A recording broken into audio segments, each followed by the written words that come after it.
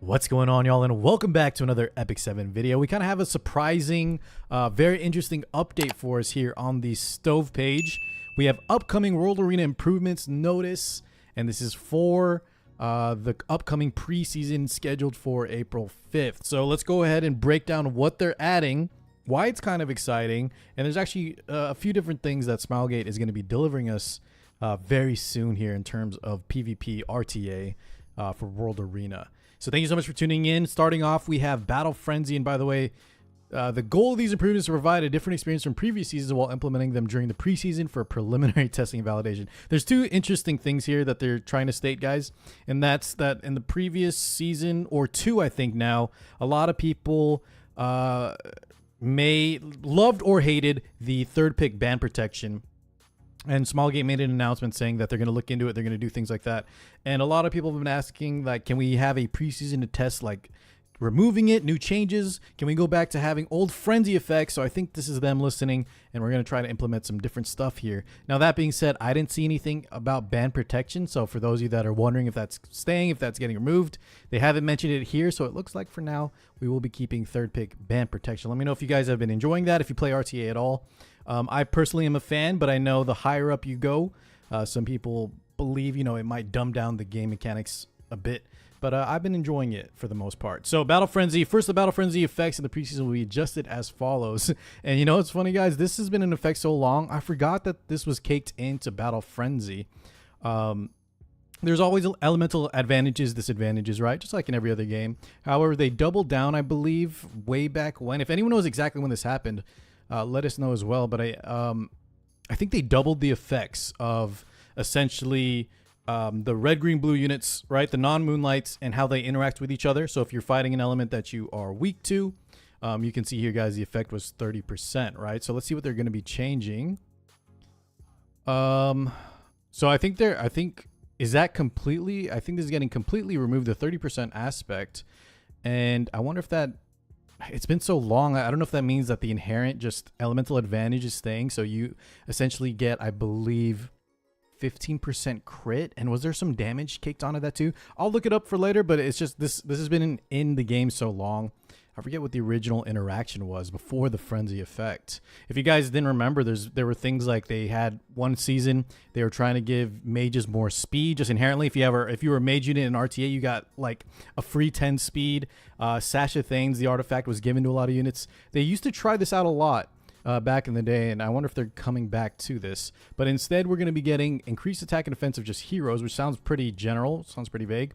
And this one might be huge for some of y'all that like to play those sort of debuff, sometimes control comps. This doesn't necessarily mean control, but you do see that a lot, right?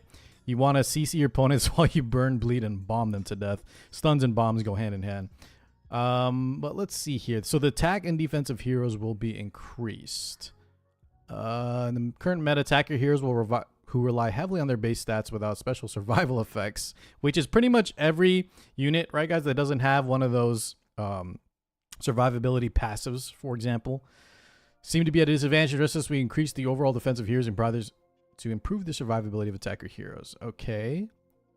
But they're also increasing attack so that tank heroes don't become excessively difficult. So they don't want like a full tank meta. It's super vague though, guys. We'll have to see what the exact like multipliers or ratios they're going to be giving in terms of like increasing attack and defense. Because so far there's not too much to read into until we know what the numbers are going to be, how that's going to affect the different cast. But it sounds like they're trying to, two things, right? They're trying to make red, green, blue units, so non-moonlights, more effective by removing that effect. And then also, which kind of goes hand in hand, but the red, green, blue units that don't see a lot of play, especially ones without survival effects, will also get to be usable more often. And stay tuned, guys, because this is also goes in part with another change they're going to add much later. Oh, don't look at that Warlord thing yet. That one's kind of exciting. So the damage for burn, bleed, and bomb will be increased, which is cool.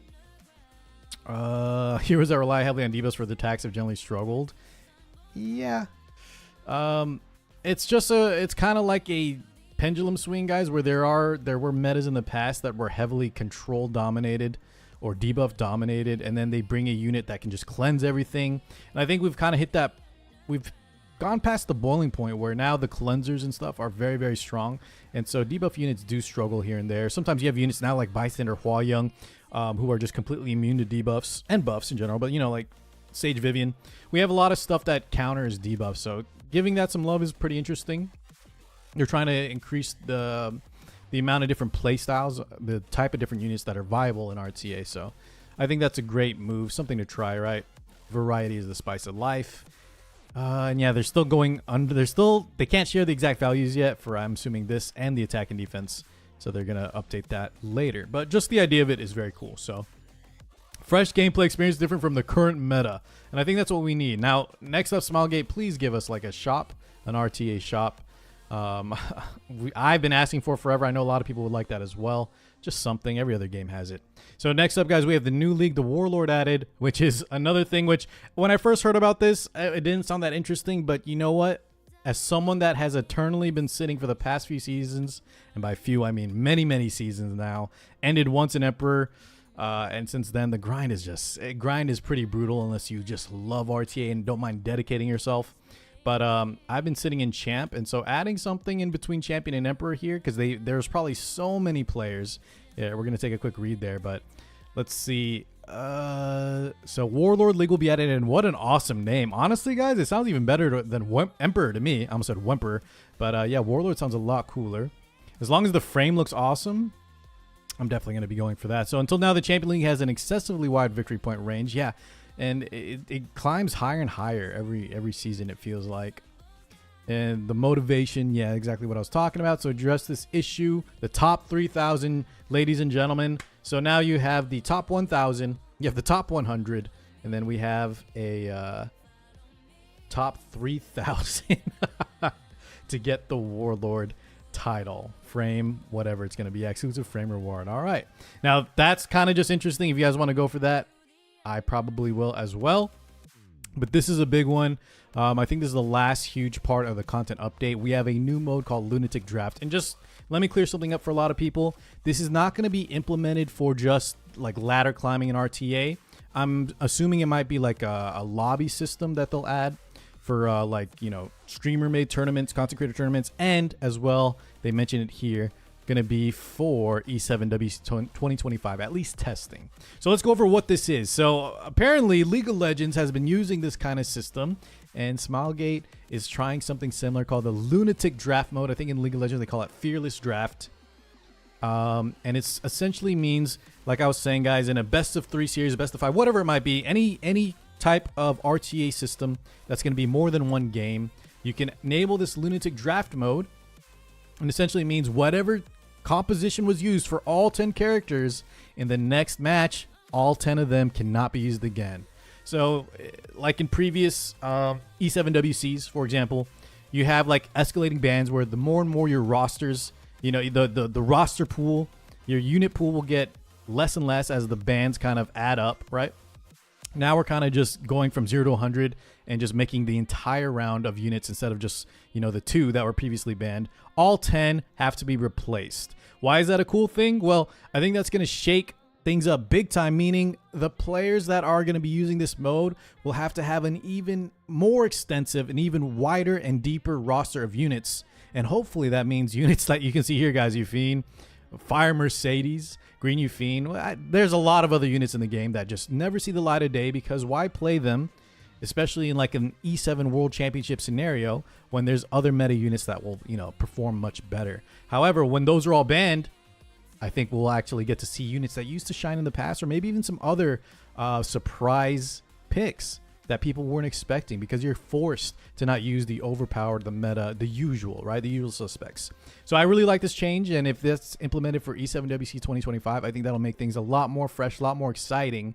And not only that, like I was saying with tournaments, I'd be excited to maybe host a tournament that involves this draft, so that way the first round of the series, guys, everyone's picking, you know, the Harsettis, the New Moon Lunas, all the Sea Phantoms. But then after that, after it progresses, you're forced to use other units, which I think is very cool.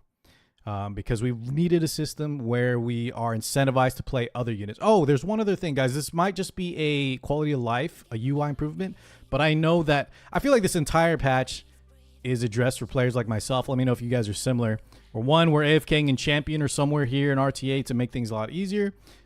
Two, we want other units to be played, like these RGBs, maybe some debuffs for those of you that play those control comps. And then three, I almost always swap around my gear between Guild Wars, PvE, and especially RTA. And the amount of matches I've gone into with a missing artifact, a missing equipment, now we can actually see what's on what when we're in the game. So I think this is a huge change, and I know people have been asking for that in the past. So this is also very, very exciting. Further improvements targeting the summer season and the coming preseason.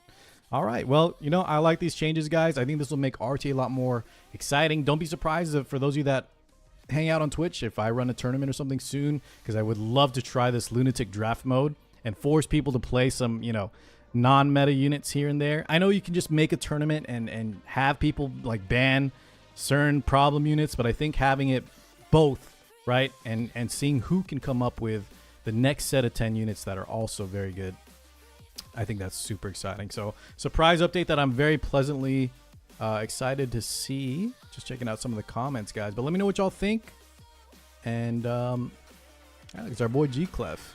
Yeah, I hope you guys enjoy and hope you guys look forward to it. Thank you so much for watching as always, and I'll catch you in the next one. Peace out, everybody.